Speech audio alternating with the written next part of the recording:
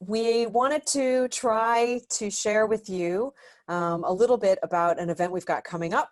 I'm T.S. Beall. I'm with Lesley and Clare from the Protests and Suffragettes team, and we are going to have coming up on the 10th of September in the evening. So Thursday, the 10th of September, starting at 6 and going until 9 p.m.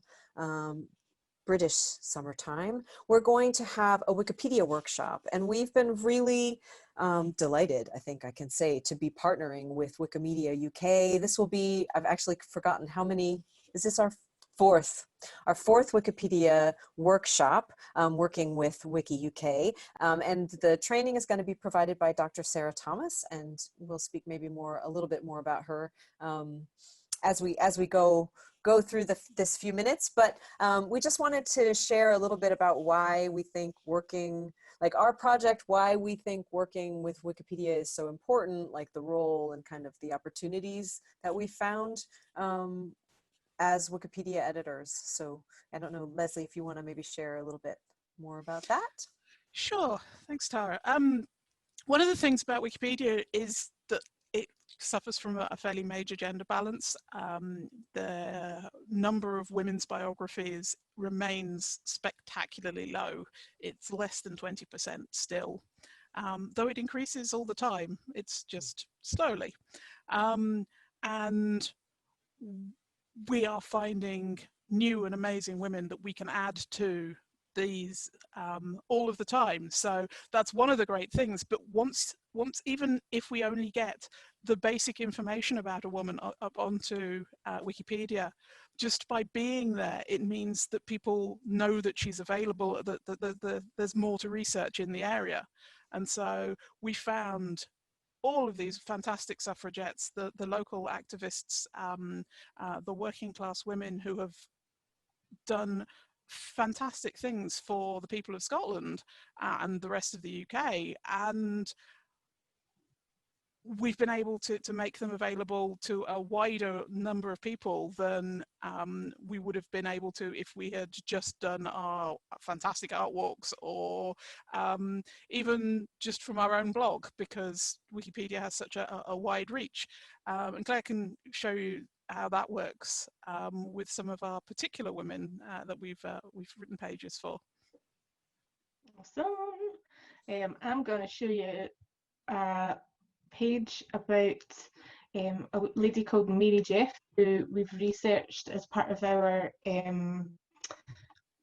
project, and she was involved in the rent strike. She was a very active participant in our community in Govan, and we have successfully, got this page up here. We managed to get a photograph of Mary from her descendants. I was going to say ancestors, but descendants.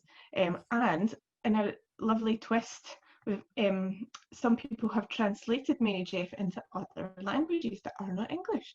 So here we have Mary Jeff on Arabic Wikipedia and Amazing. Armenian Wikipedia. So that means that people know all about Mary Jeff in the countries that speak those languages, so it's absolutely brilliant. Something we come across when we're putting information up about the women that we research are that they are not notable enough. So I'm going to share with you the lovely sort of conversation about one particular woman from Glasgow who was involved in suffrage organisations, but also the United Nations. But we can see here that this person does not even see anything that would amount to even a claim to notability. So we've had to wrestle with that idea and sort of in some ways quietly accept that we're not going to achieve the standards that Wikipedia needs for notability, even though we think this person is notable. So it's about thinking, what is notability, and I think being part of a 20th century organisation of women's suffrage is quite a notable thing, but apparently not. So that's kind of two examples of our project on Wikipedia.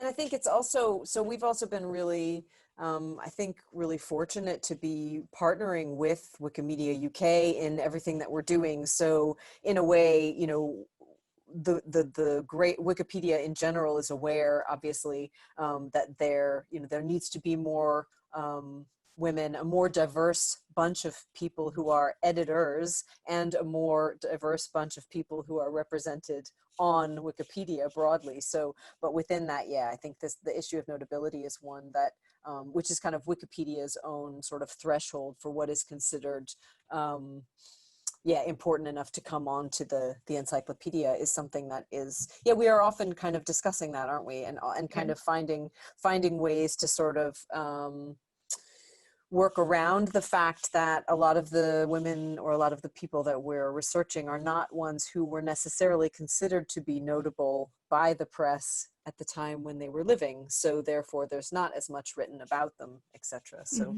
yeah. Or they do appear in the press, but because those articles are behind paywalls, people can't find them. So if they're not in the mainstream literature on these, so if they're not in the books on suffrage or the books on the rent strike, then people go, well, clearly they weren't important. But they're not going to end up in those books until people know that they're there.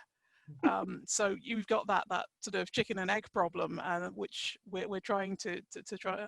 And yes, Sarah Thomas has been incredibly helpful in helping us to better understand how to make our articles sufficiently well structured to pass the tests. From what is a collaborative process. This is not Wikipedia saying that it is that these people are not worth being. This is the community of Wikipedia editors, and I think that's an important thing. The more that we have advanced editors who understand the problems of notability of these types, the easier it will be to. And we're not trying to dilute the encyclopedia by doing this. We're actually trying to strengthen it. Yeah, and I think it's also useful to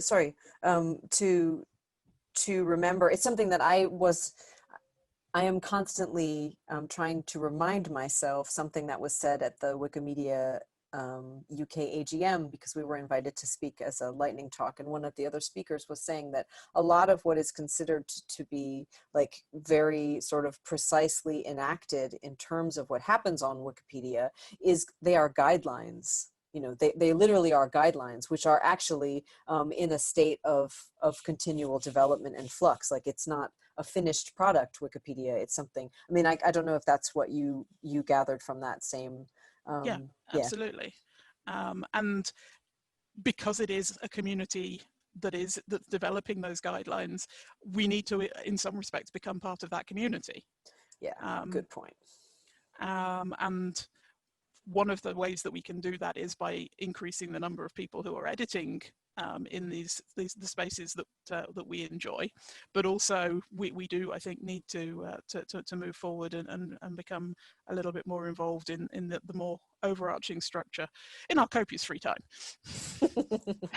And with that, can I just say, unless there's anything else that you would like to say, Claire and Lesley, besides, I think it would be good to just encourage people who maybe don't have experience editing, they don't really understand, but they're maybe just a little bit curious, that there's nothing, this is all completely within the realm of stuff that can be learned, you know, and actually it's not about having a high level of digital facility. I think that's really important to say. Like, Wikipedia needs people who are passionate and knowledgeable and interested in learning more about everything you can imagine, and then you know, we need those people to become relatively have a level of facility with Wiki, but it isn't required that you become some kind of digital ninja, and it's not required that you start out as a digital ninja either. You could just be kind of, you know, casually interested, and there's definitely room, I think, for people of all, you know, all stripes, walks, and kind of what you come into in terms of your facility. I don't think people should be shy to come.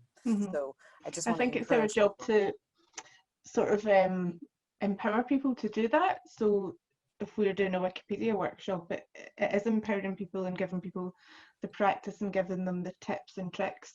And it can be really hard sometimes not to take it personally, particularly in the early stages of being a Wikipedia editor, sort of getting the huff if your article you know, isn't accepted. You're like, well, I'm not doing this stupid thing anymore. But this sort of community you know, helps you to kind of bounce off each other and get the tips and tricks and build the resilience to like not be annoyed about it. Mm-hmm. And I think that's really important, because otherwise, you know, we won't be able to expand we need to expand the tent, right? We need to expand the tent. Wiki needs to get bigger. It needs to get broader. We need more diverse information online. And I think it's impossible to overstate the importance of that, especially in a time where, you know, everyone is, there's a complexity about which facts are facts. You know, we need to be clear. So on that note, can we invite you to join us, please, on Thursday, the 10th of September? No previous experience is needed. There's going to be absolute newbies there. There'll be experienced people there. It's all digital. We'll use breakout rooms, and there's full training provided, and we'll be there. Folks from Wikimedia UK will be there, and we hope to see you. So, and on that note, I should say that this event is part of our current sort of series of events about celebrating Scotland's suffragettes.